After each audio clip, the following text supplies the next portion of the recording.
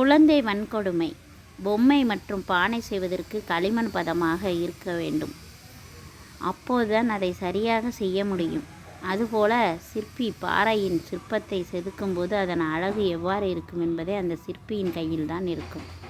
சிறிய தவறு ஏற்பட்டு இருப்பின் அதில் ஏற்படும் மாற்றம் சிலையை முற்றிலும் வேறு விதமாக மாற்றிவிடுகிறது. அதுபோல மனித வாழ்க்கை குழந்தை பருவம் அருமையான பருவம். மலரும் போது பெற்றோர், உறவினர், நட்புகள் என அன்போடு அரவணைப்போடு வளர்க்கும் போது மிகவும் மகிழ்ச்சியாகவும் தன்னம்பிக்கையாகவும் வளர்கிறது அந்த குழந்தை. அதே குழந்தை பாதிக்கும் போது அதன் எதிர்காலம் கேள்விக்குறியாக இருக்கும். இதனால் தன்னையும் நம்பாமல் மற்றவர்களையும் நம்ப முடியாத மனநிலைக்கு ஆட்படுகிறார்கள். இந்த பாதிப்பிலிருந்து குழந்தை பாதுகாக்க வேண்டியது நம் ஒவ்வொருவரின் கடமையாக உள்ளது. எல்லாவற்றுக்கும் விழிப்புணர்வுகளே அவசியம். பாதுகாப்பில்லாத தொடுதல் பற்றி விழிப்புணர்வுகளை அவசியம் ஏற்படுத்த வேண்டும். தேவையில்லாத இடங்கள் தொடுதல் அறவே தவிர்ப்பதை சொல்லிக் கொடுக்க வேண்டும். இதையெல்லாம் தவிர்க்க நோ டச் என்று கூறி வளர்க்கலாம். 3 வயது முதல் 10 வயது வரை உள்ள குழந்தைகள் அதிக அளவில் பாதிக்கப்படுகிறார்கள். பெற்றோர்கள் அக்கறையோடு கொஞ்சும் போதும், உறவினர்கள் அன்போடு அரவணைக்கும் போதும், பெரியவர்களிடம் ஆசீர்வாதம் வாங்கும் போதும், வாழ்த்துக்களை பரிமாறிக்கொள்ளும் போதும், உதவி செய்யும் பொழுதும் அந்த இடத்தில் ஏற்படும் தொடுதல் மிகவும் பாதுகாப்பானதாக உணர முடியும். கதைகள் மூலமாக குழந்தைகளுக்கு இவற்றை மிகவும் எளிதில் விளங்க வைக்க முடியும். தந்தையின் அறிவுரையாக: பெண் குழந்தைக்கு மிகவும் மதிப்புமிக்க கருத்தாக இறைவன் கொடையாய் படைத்த அனைத்து மறைக்கப்பட்டதாக இருக்கும். இன்றும் பெறுவதற்கு மிக கடினமானதாகவும் உள்ளது. வைரங்கள் மிகவும் அதிக ஆழத்தில்தான் இருக்கும். அதைப்போல முத்துக்களை கடலின் அடியில்தான் கண்டெடுக்க முடியும். தங்கத்தின் விலை மதிப்புமிக்கதாக இருந்தாலும் சுரங்கத்தின் அடியில் இருப்பதைப் போல உன்னுடைய உடல் புனிதமானது. இந்த அனைத்தையும் விட புனிதமான ஒன்று பெண்களின் உடல் அமைப்பு என்பதை இறைவன் தந்த பொக்கிஷமே. அதை பற்றி பாதுகாப்பதே அறிவார்ந்த செயல். அதை தவிர்த்துவிட்டு இந்த பொக்கிஷம் உள்ள வீட்டை திறந்து போட்டால் பொறுக்கிகளால் உள்ளம் சூறையாடப்படும். பொக்கிஷமாய் போற்றி வளர்த்த தாய் தந்தைக்கு அழகு என்ற போர்வையால் அசிங்கத்தை பரிசாக்காமல் நாகரிகம் என்ற போர்வையால் நாய்க்கு அடிமைப்பட்டு போகாதீர்கள். குழந்தைகள் மீதான கொடுமைகள். குழந்தைகள் உலகம், வருங்கால நாட்டின் எதிர்காலம். புவியில் மலர்ந்திடும் மலர்களாகிய குழந்தைகள் எப்படி வாழ்கிறார்கள் என்பதை அடிப்படையாக கொண்டே அவர்களுக்கான வன்கொடுமையும் ஏற்படுகிறது. ஒரு குழந்தை வீட்டிற்கு வந்த தேவதை, நாட்டை காக்கும் ராணியாய், ராஜாவாய் வருகிறது. குடும்பத்தின் உயிரோட்டம் குழந்தையின் மலரை சொற்களில் இருக்கிறது. அப்பேற்பட்ட குழந்தைகளை பாதுகாப்பாகவும் நல்ல மனநிலையோடும் வளர்ப்பது முக்கியம். ஆனால் சில சமயங்களில் குழந்தையின் உடல்நலம் ஆரோக்கியம் இல்லாமல் இருக்கிறது. உடல், மனம், பாலியல் மற்றும் உணவு குறைபாடு என பல்வேறு வகையான கொடுமைகளை இன்றைய சூழ்நிலையில் குழந்தைகள் எதிர்கொள்கிறார்கள். வீடு, பள்ளி, குழந்தை பராமரிப்பு நிறுவனங்கள், வேலை மற்றும் சமூகம் என அனைத்து இடங்களிலும் வன்முறை நடைபெறுகிறது. பெரும்பாலும் வன்முறை குழந்தைகளுக்கு தெரிந்த ஒருவரால் செய்யப்படுகிறது. குழந்தைகள் மீதான கொடுமைகள் பற்றிய தரவுகள். உலகளாவிய தரவுகள். Global data. யுனிசெஃப் அறிக்கையின்படி உலகளவில் ஆண்டுக்கு 1 பில்லியனுக்கு மேற்பட்ட குழந்தைகள் உடல், மன, பாலியல் கொடுமைக்கு ஆளாகின்றனர். 5 முதல் 14 வயதுக்குள் உள்ள குழந்தைகளில் 1/4 பங்கினர் கட்டாய தொழிலில் ஈடுபடுத்தப்படுகின்றனர். இந்தியாவில் குழந்தை கொடுமை. தேசிய குற்றப்பதிவு கணக்குகள் NCRB படி இந்தியாவில் ஒவ்வொரு 15 நிமிடத்துக்கும் ஒரு குழந்தை கொடுமை சம்பவம் பதிவாகிறது. பாலியல் குற்றங்கள் எதிர்ப்பு சட்டத்தின் போக்சோ ஆக்ட் கீழ் 2021ஆம் ஆண்டு மட்டும் 50,000க்கும் மேற்பட்ட வழக்குகள் பதிவு செய்யப்பட்டன. யுனிசெஃப் இந்தியாவின் கணிப்பின்படி 42 குழந்தைகள் குடும்பத்தினரால் உடல் தண்டனைக்கு தள்ளப்படுகிறார்கள். தமிழ்நாட்டின் நிலைமை. தமிழ்நாடு குழந்தை உரிமை பாதுகாப்பு ஆணையத்தின் TNCPCR அறிக்கையின்படி தமிழ்நாட்டின் பள்ளிகளில் 60% மாணவர்கள் மனரீதியாக துன்புறுத்தப்படுகிறார்கள். பாலியல் குற்றங்கள் தொடர்பாக போக்சோ சட்டத்தின் கீழ் தமிழகத்தில் 2023இல் மட்டும் 4500+ வழக்குகள் பதிவாகியுள்ளன. இன்றைய சூழலில் உலகில் எல்லா இடங்களிலும் குழந்தை வன்முறைகள் நடந்து கொண்டே தான் இருக்கிறது. குழந்தை கொடுமையின் வகைகள். உடல் கொடுமை. தம்பதிகளுக்கிடையே இடைவெளி ஏற்படும் போது அவர்களின் குடும்ப உணர்ச்சி வன்முறையாக மாறி தாக்குதலை குழந்தையின் மீது நடத்துகிறார்கள். புரிதல் இல்லா வாழ்க்கையில் குழந்தைகள் அல்லல் படும்போது தந்தையே குழந்தையை அடிப்பது, தள்ளுவது, தீ வைத்து கொளுத்துவது போன்ற வன்முறைகள் நடக்கின்றன. மனப்பரியாசம். இன்றைய உலகில் குழந்தைகளை மதிப்பெண்களை நோக்கி நகர்த்தி அவர்களின் உணர்வுகளுக்கு மதிப்பளிக்கும் மற்ற குழந்தையுடன் ஒப்பீடு செய்வதும், தாழ்த்தி பேசுவதும், அவமானப்படுத்தி மனதை நோகடிக்க செய்வதும், அன்பை தராமல் கோபமாய் பேசி மனரீதியாக பாதிக்க வைப்பது குழந்தை மனநிலை சீர்குலையச் செய்யும்.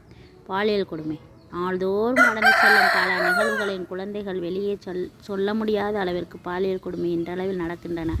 குழந்தை என்பதையும் கூட உணராமல் குடித்துவிட்டு பெற்றோரும் சபல எண்ணத்தோடு வந்து துன்பம் தருகின்றனர். தொடுதல் இல்லாமலும் பாலியல் வன்கொடுமை நடக்கிறது. பாலியல் எண்ணத்துடன் ஒரு குழந்தையை நான் பேசுவது, குழந்தையின் உடல் பாகத்தை காட்ட சொல்வது, தன்னோடு உடல் பாகத்தை பாலியல் எண்ணத்துடன் காட்டுவது, ஆபாசமான படங்களை காட்டுவது, குழந்தைகளை ஆபாசமாக படம் எடுப்பது, இவை அனைத்தும். நிவாரணம் மறுப்பது. உணவு, மருத்துவ வசதி, கல்வி மற்றும் பாதுகாப்பு கொண்ட அடிப்படை தேவைகளை மறுப்பது, குழந்தைகளுக்கான உரிமைகளை வழங்காமல் தடுப்பதும் இன்னும் சில. குழந்தை கொடுமைக்கான காரணங்கள். குழந்தை கொடுமை என்பது பல்வேறு காரணங்களால் ஏற்படுகிறது. அவை தனிப்பட்ட, குடும்பம் சார்ந்த, சமூக மற்றும் பொருளாதார நிலைமைகளை உள்ளடக்கியவை. பெற்றோர் அல்லது பராமரிப்பாளர்களின் காரணங்கள். அறிவின்மை. குழந்தைகளை எவ்வாறு ஒழுக்கமாக வளர்க்க வேண்டும் என்பதற்கான அறிவு இல்லாமை. மதிப்பீடு குறைபாடு. குழந்தைகளின் உணர்வுகளை மதிக்காமை, தகுந்த அன்பும் கவனம் இல்லாமை. மதிப்பிழை, கோப கட்டுப்பாடின்மை, மனநிலை பிரச்சனைகள், கோபம் மற்றும் மதுபான பழக்கத்தினால் உடல் தண்டனை வழங்கல். இனி பார்த்தல் வெறுப்பு. சில பெண்கள், மாற்றுத்திறனாளிகள் அல்லது இரண்டாம் திருமண குழந்தைகளுக்கு ஈரமில்லாமல் நடப்பது. குடும்ப சூழ்நிலை. வறுமை, நிதிநிலை மோசமாக இருப்பது, குழந்தைகள் கல்வி, உணவு, பாதுகாப்பு இழப்பிற்கு காரணமாகிறது. பிரிவு அல்லது கல்யாண முரண்பாடுகள். குடும்பங்கள் ஏற்கனவே உள்ள கலக, விவாகரத்து, ஒற்றை பெற்றோர் சூழ்நிலைகள். வெகுமதி எதிர்பார்ப்பு. பெற்றோர் தங்கள் ஆசைகளை பூர்த்தி செய்ய குழந்தைகளை அழுத்துவது. சமூக மற்றும் கலாச்சார காரணங்கள். சில பாரம்பரிய நம்பிக்கைகள் அடி விழுந்தால் தான் கற்றுக்கொள்கிறார்கள் என்ற பழமொழி மாதிரியான தவறான நம்பிக்கைகள். பெண் குழந்தை பாகுபாடு. சில இடங்களில் பெண்கள் தாழ்வாக கருதப்படுவதால் அவர்கள் மீது அதிகமாக கொடுமை செய்யப்படும். மொழிபெயர்ச்சி மற்றும் நகர பக்கம் செல்லும் குடும்பங்கள். இடமாற்றம் காரணமாக குழந்தைகள் பாதுகாப்பின்றி விட்டு வைக்கப்படுகிறது. கல்வியற்ற தன்மை. பெற்றோர், சமூக உறுப்பினர் மற்றும் குழந்தைகள் கூட உரிமைகள் பற்றிய அறிவு இல்லாமல் இருப்பது. தொழில்நுட்ப அபாயங்கள். இணையதளத்தின் தவறான பயன்பாடு, சமூக ஊடகங்கள், விளையாட்டு செயலிகள் மற்றும் சைபர் உளவியல் தாக்குதல்கள். குழந்தை கொடுமையின் பாதிப்புகள். சமூக வலைதளங்கள் என எங்கு பார்த்தாலும் பாலியல் அத்துமீறல்கள் குறித்த செய்திகள் தான் நொடிக்கு நொடி இடம்பெறுகின்றன. குழந்தை, சிறுமி என்று கூட இரக்கமில்லாமல் எல்லை மீறுகிறார்கள் காமுகர்கள். இதனால் குழந்தைகளை எப்படி பாதுகாப்பது என்ற கவலை பெற்றோரிடம் உள்ளது. ஆசிரியர்களுக்கும் கூட மிகவும் சவாலானதாகவே இருக்கிறது. காலையில் வேலைக்கு போகும் பெற்றோர் வீடு திரும்ப இரவாகி விடுகிறது. மாணவர்கள் அந்த நேர தனிமை மற்றும் தவறான நட்பு வட்டம் கூட சில வேண்டத்தகாத சம்பவங்கள் நிகழ காரணமாகின்றன. பள்ளி பருவ காதல் உணர்ச்சிகளை தூண்டும் காட்சிகளை நம் வீட்டு வரவேற்பறைக்கே கொண்டு வந்து தருகின்றன. தொலைக்காட்சிகளும் சமூக ஊடகங்களும் இது பிரச்சனைகளின் விதையாக மாறுகிறது என்பதை சொன்னால் மறுப்பதில்லை. நெருங்கிய உறவினர்கள், அக்கம் பக்கத்தினர் என சந்தேகப்பட முடியாத இடத்தில் இருப்பவர்களை நம்பி குழந்தைகளை விட்டு செல்லும் இடங்களிலும் எதிர்பாராத தாக்குதல்கள் அரங்கேறுகின்றன. இது போதாதென்று சமீப காலங்களில் வெளியே பயிரை மேய்வது போல பல இடங்களில் பள்ளி தாளாளர்களும் ஆசிரியர்களை பாதக செயல்களில் ஈடுபடுவதை பார்க்கும்போது சமூகத்தின் மீது சந்தேக கண் கொண்டு பார்க்க வேண்டியுள்ளது. குழந்தை திருமணம் என்பதன் கூட குழந்தை வன்கொடுமையே. பிஞ்சுகளின் பாலியல் அத்துமீறல்கள் பார்க்க வேண்டியுள்ளது. பெற்றோரே உஷார். இவர்கள் மட்டுமா? பள்ளி குழந்தைகளை அழைத்து வரும் வாகன ஓட்டுநர், கிளீனர்கள், பள்ளி காவலர், மாமா, பெரியப்பா, சித்தப்பா மட்டுமல்ல 50-60 வயதுகள் உள்ள தாத்தாக்களும் என எல்லா தரப்பும் ஆண்களிடமிருந்து பன்மனை தாக்குதல்களை பிஞ்சு குழந்தைகள் எதிர்கொள்கின்றன.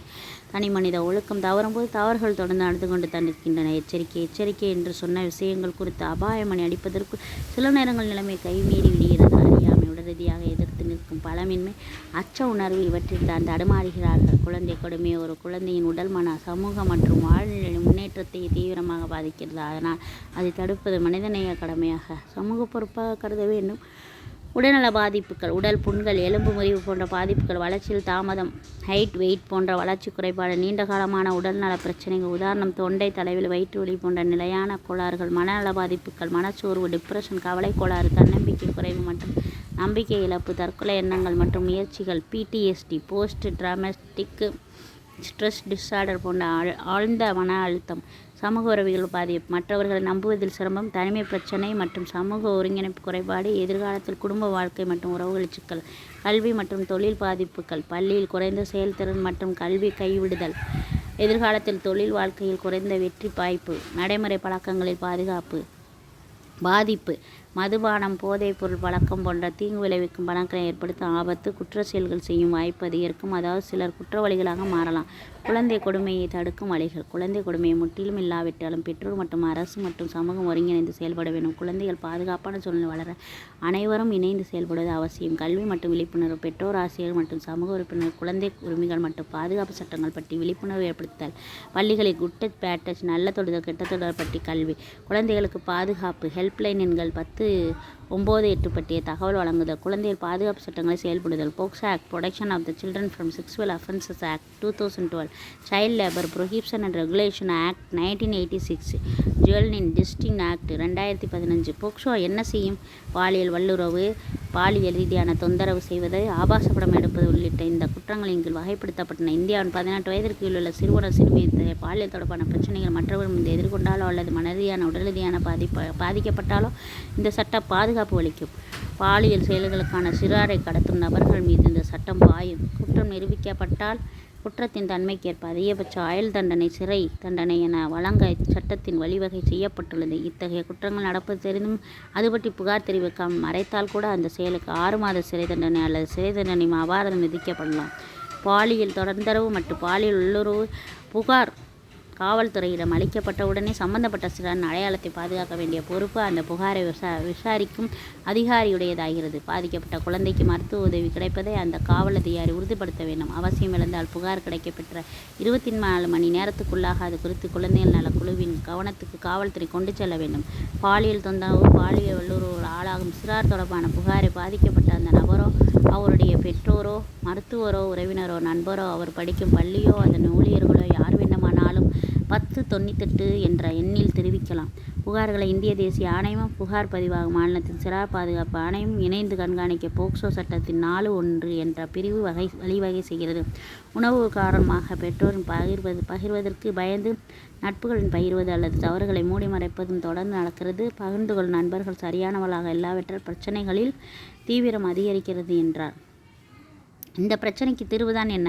ஊடகங்களும் சமூக வலைதளங்களும் சமூக பொறுப்பு நடந்து கொள்ள வேண்டும். பிள்ளைகளின் நம்பிக்கை பெற்றோர் பெற வேண்டும். தோளுக்கு மிஞ்சினால் தோழன் என்ற கூற்றின்படி நட்பு பாராட்ட வேண்டும். இப்போதுதான் தங்களுடைய பிரச்சனைகளை பெற்றோரிடம் பகிர குழந்தைகள் முன்வருவார்கள். பெண்களுக்கு மதிப்பளிக்கும் கண்ணிய உணர்வுடன் பெண்களுக்கு பாதுகாப்பு தரவும் ஆண் குழந்தைகளுக்கு சொல்லித் தருவதும் பெற்றோரின் தலையாய கடமை. போக்சோ பற்றி விழிப்புணர்வு 1098 என்ற எண்களை அறிந்திருக்க வேண்டிய அவசியத்தை மாணவர்களுக்கு உணர்த்த வேண்டும். தங்களை எப்படி பாதுகாத்துக் கொள்வது என்ற விழிப்புணர்வையும் போக்சோ பற்றிய சரியான புரிதலையும் தருவதுதான் குழந்தைகளை பாதுகாப்பான பாதையில் கொண்டு செல்லும் என்பது உண்மை. தற்போது அரசு அப்படி தவறான செயல்களில் ஈடுபடும் ஆசிரியரின் கல்வி தகுதி ரத்தாகும் என அறிவித்துள்ளது. சிறு வயதில் நிகழ்ந்த கொடுமை அந்த சிறார் வாழ்வில் பின்னாளில் உள்ள மன உளைச்சலை ஏற்படுத்தக்கூடும். எனவே பொக்கிஷங்களான குழந்தைகளை பாதுகாப்பது நம் கடமை. குடும்பம் மற்றும் சமூக ஆதரவு. பெற்றோர் குழந்தைகளை அன்பாக பொறுமையாக வளர்க்க வேண்டும். சமூக அமைப்புகள் குழந்தைகள் பாதுகாப்பு குழுக்கள் உருவாக்குதல், குடும்ப நல ஆலோசனைகள் மற்றும் மனநல சார்ந்த சேவைகளை வழங்குதல், பாதுகாப்பு மற்றும் கண்காணிப்பு அமைப்பு. பள்ளிகளில் CCTV கேமராக்கள், பாதுகாப்பு அதிகாரிகள் போன்ற பாதுகாப்பு நடவடிக்கைகள். குழந்தைகள் அதிகமாக கூடியிருக்கும் இடங்களில் பாதுகாப்பு மற்றும் கண்காணிப்பு. குழந்தைகள் சத்தமிடும் உரிமையை ஊக்குவித்தல். அரசு மற்றும் தனியார் அமைப்புகளின் பங்கு. குழந்தை பாதுகாப்புத்துறை சைல்டு வெல்ஃபேர் டிபார்ட்மெண்ட் மூலம் கண்காணிப்பு. குழந்தை பாதுகாப்பு ஹெல்ப்லைன் 1098 என்னும் உடனடி உதவி. NGO அமைப்புகள், சமூக ஆர்வலர்கள் மூலம் விழிப்புணர்வு மற்றும் உதவி. இந்தியாவில் UNICEF குழந்தை பாதுகாப்பு அமைப்புகளை வலுப்படுத்துதல். குழந்தை திருமணத்தை முடிவுக்கு கொண்டு வருதல். பயணத்தில் குழந்தைகளை பாதுகாத்தல். குடும்ப அடிப்படையிலான மாற்று பராமரிப்பு. இளம் பருவத்தினரின் பங்கேற்பு மற்றும் ஈடுபாடு. மனநலம் மற்றும் உளவியல் ஆதரவு. MHPSS ஆகியவற்றை ஊக்குவித்தல் மற்றும் குழந்தை தொழிலாளர் குழந்தைகளுக்கான எதிரான வன்முறை மற்றும் பாலின அடிப்படையிலான வன்முறையை தடுப்பது ஆகியவற்றில் செயல்படுகிறது. மனநல ஆதரவு மற்றும் வழிகாட்டுதல். கொடுமை செய்யப்பட்ட குழந்தைகளுக்கு மனநல ஆலோசனை. குழந்தைகளின் மன உறுதியை மேம்படுத்தல். தன்னம்பிக்கை மற்றும் பாதுகாப்பு உணர்வை வளர்த்தல். சமூகத்தின் பங்கு குழந்தையின் கொடுமையை தடுப்பதில் முக்கியமானது. சமூகத்தின் பங்கு விழிப்புணர்வு ஏற்படுத்துதல். குழந்தை பாதுகாப்பு குறித்து பொதுமக்கள் மற்றும் பெற்றோருக்கு விழிப்புணர்வு நிகழ்ச்சியை நடத்தல். இளமையில் கல்வியை கற்பதற்கு சுமைகளை சுமப்பதற்காக குழந்தைகளை வழி நடத்த வேண்டாம். பள்ளி, கல்லூரிகள் மற்றும் சமூக அமைப்புகள் குட் டச், பேட் டச் பற்றி கல்வி வழங்குதல். தன் பாலினம் எது என்று குழப்பத்தில் இருக்கும் குழந்தைகள் நிராகரிக்க வேண்டாம், அவர்களை ஏற்றுக்கொள்ளவும் குழந்தைகளை பாதுகாக்கும் சூழல் உருவாக்குதல். கல்வியே சிறந்த பாதுகாப்பு ஆயுதமாக இருக்கிறது. சமூகத்தில் பாதுகாப்பான சூழலை ஏற்படுத்தி குழந்தைகள் பாதுகாப்பாக வளர்வதற்கு உறுதுணை வழங்குதல். எப்போதும் நேர்மறை உணர்வாக உங்கள் குழந்தைகள் பேசாத போதும் அவர்களை கவனியுங்கள். குழந்தைகள் மீது அதிகமான எதிர்பார்ப்பை திணிக்க வேண்டாம். நீ படி, என்ன ஆனாலும் பரவாயில்லை என்று பார்த்துக்கலாம் என்று ஊக்குவிக்க வேண்டும். ஊக்குவிப்பதற்கு எதிர்பார்ப்பை திணிப்பதற்கும் வித்தியாசம் இருக்கிறது. நாங்கள் இருக்கிறோம், உன் வெற்றி தோல்வி இரண்டையும் சமமாக ஏற்றுக்கொள்கிறோம் என்று அவர்களுக்கு உறுதியளிக்க வேண்டும். குழந்தைகளை வறுமை, வேலை மற்றும் கல்வி குறைபாடு போன்ற சிக்கல்களிலிருந்து விடுவிக்க நடவடிக்கை எடுப்பது. குழந்தை கொடுமை குறித்து புகார் செய்ய உதவுதல். குழந்தை பாதுகாப்பு ஹெல்ப்லைன் 1098 பற்றி தகவல் பரப்புதல். குழந்தை கொடுமை சம்பவங்களை சட்டப்பூர்வமாக புகார் செய்ய ஊக்குவித்தல். அரசாங்கம் மற்றும் தனியார் அமைப்புகளுடன் இணைந்து செயல்படுதல். குழந்தை பாதுகாப்பு அமைப்புகள், சைல்டு வெல்ஃபேர் கமிட்டி மற்றும் அரசாங்க பாலிட்டு திட்டங்களை ஆதரித்தல். காவல்துறை, சமூக நல அமைப்புகள் மற்றும் மனநல ஆலோசனை இணைந்து பாதிக்கப்பட்ட குழந்தைகளுக்கு ஆதரவு வழங்குதல். குழந்தைகளுக்கு கல்வி மற்றும் ஆரோக்கியம் வழங்குதல். குழந்தைகள் பள்ளிக்கு செல்லுவதை உறுதிப்படுத்தல். குழந்தைகள் உணவு திட்டங்கள் மற்றும் மருத்துவ சேவைகளை பெறுவதற்கு உதவுதல். சமூக அவதானிப்பும் கண்காணிப்பும். குழந்தைகள் ஒதுக்கப்பட்டு துன்புறுத்தப்படுகின்றனர் என்பதை அடையாளம் காணுதல். பாலியல் குற்றம், வேலைக்கு பயன்படுத்தல் மற்றும் மனரீதியான கொடுமைகளை தடுப்பதில் சமூக உறுப்பினர்கள் தலையிடுதல். முன்னேற்றம் மற்றும் தடுப்பு நடவடிக்கைகள். பாலியல் குற்றங்களிலிருந்து குழந்தைகளை பாதுகாக்கும் போக்சோ சட்டம், protection of the children from sexual offences act 2012, குழந்தை தொழிலாளர்களை தடுக்க child labour prohibition and regulation act, helpline number 1098 மூலம் அவசர உதவி. இந்த தரவுகள் குழந்தை கொடுமையின் தீவிரத்தை அதை தடுக்க அரசு மற்றும் சமூக அமைப்புகள் எடுக்கும் நடவடிக்கைகளை விளக்குகின்றன. குழந்தை திருமணத்தை நடத்தி வைத்தவர்கள், ஒப்பந்தம் செய்தவர்கள், ஏற்பாடு செய்தவர்கள், துணை நிற்பவர்கள், சௌந்தரவாளர்கள், ஊக்குவிப்பவர்கள், பங்கு பெற்றவர்கள் அனைவரும் குற்றவாளிகளே. வன்கொடுமை பற்றி தெரிய வந்தால் நாம் உடனே புகார் அளிக்க வேண்டும். நீங்கள் தனியாக இல்லை. உதவிக்கு 1098 எண்ணை அழைக்கலாம். நன்றி, வணக்கம்.